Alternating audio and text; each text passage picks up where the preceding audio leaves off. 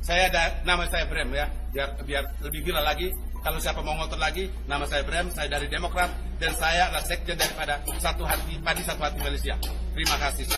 Selawat dan salam kita tujukan kepada junjungan kita, baginda Nabi besar Muhammad Rasulullah Sallallahu Alaihi Wasallam.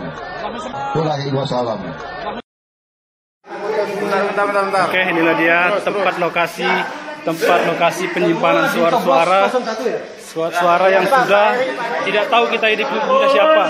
Terlalu banyak surat suaranya ini, sehingga ini luar biasa banyaknya, ini sekitar puluhan ribu. Di sini telah tercoblos nomor 01 di sini. Lepas itu ini dari Partai Nasdem nomor 2. Ini dari Nasdem semua dari Nasdem. Jadi semuanya dari Nasdem. Jadi suara ini sudah tidak tahu kita ini milik siapa, tapi semuanya ini adalah penipuan. Mana kamu? Saya tidak mau Prabowo jadi presiden karena dia penjahat HAM. Nah, karena tidak mau, caranya seperti apa? Ya harus dukung Jokowi. Loh, ini lain nih, ini persepsinya harus lain gitu. Jadi saya nggak kampanye, kalau kampanye kan saya ngajak dukung Jokowi. Yang saya lakukan adalah mengajak tidak mendukung Prabowo itu. Kalau kita yakin bahwa kita benar, apalagi dalam kasus seperti penegakan HAM seperti ini, jangan takut melawan seluruh dunia. Jangan takut Prabowo punya pistol, punya pasukan, jangan takut mereka punya ini. Bawa hati nurani kita, bawa keberanian kita. Karena sejarah nanti yang akan mencatat. Ya, sejarah itu tidak bisa berbohong. Dan suatu saat pasti akan terungkap. Wong surat DKP itu jelas-jelas dipecat kok. Dibilang, loh, tidak, ini manipulasi. Manipulasi dari mana? Itu jelas-jelas diberhentikan. Diberhentikan itu tidak dengan hormat. Itu PTDH namanya. Hanya karena menghormati Pak Harto, ini pengakuan dari DKP, Faru Rozi, sama yang lain-lain. Ini kesalahannya Wiranto nih. Karena Wiranto Panglima waktu itu, dan dia bilang, kita hormati Pak Harto lah. Gitu. Ya, dia kan mantan ajudan Pak Harto. Ya udah, jangan pakai tidak dengan hormat. Gitu. Nah sekarang kalau diberhentikan tidak dengan diberhentikan katanya tidak dengan hormat itu nggak ada. Lalu alasannya apa? Gitu. Coba suruh jawab itu timnya itu.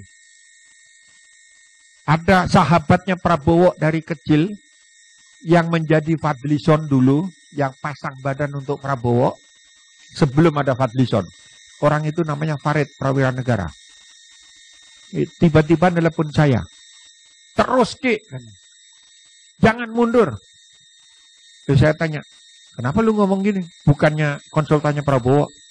Dia bilang, gila loh.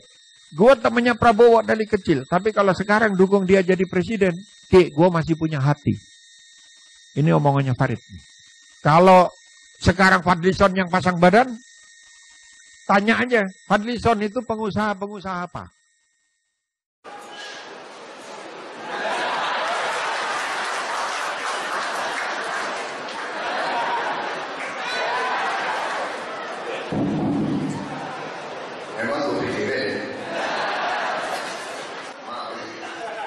Mana kamu? Saya tidak mau Prabowo jadi presiden karena dia penjahat HAM. Begini Pak, begini. Ada juga kadang-kadang ya, tuduhan-tuduhan korupsi yang korupsinya itu ya menerima THR, seluruh DPRD-nya, semuanya lintas partai Pak. Kalau kita sekarang cek di kejaksaan, boleh kita bandingkan berapa orang yang sekarang sudah menunggu masuk KPK ataupun sudah di dalam penjara. Kita bisa cek. Begini, hukum mengizinkan kalau dia masih dianggap masih bisa dan rakyat menghendaki dia karena dia punya kelebihan-kelebihan lain, mungkin korupsinya juga nggak seberapa, mungkin dia kena, mungkin dia begini, kalau curi ayam benar itu salah, tapi kalau merugikan rakyat triliunan itu saya kira. Karena itu kita tidak bisa kalah. Kita tidak boleh kalah. Kalau kita kalah, Saudara-saudara, negara ini bisa punah. Karena itu,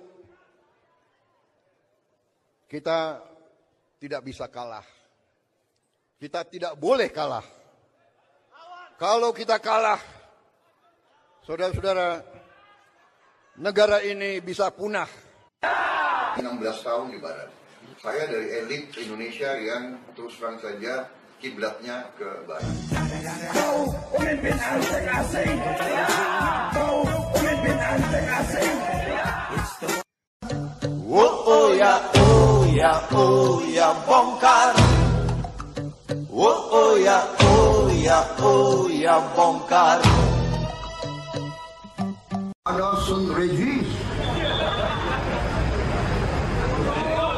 Dan macam-macam itu semua, tapi saya yakin kalian tidak pernah masuk hotel-hotel tersebut. Betul. Kalian kalau masuk, mungkin kalian diusir karena tampang kalian tidak tampang orang kaya. Tampang-tampang kalian ya tampang Boyolali ini.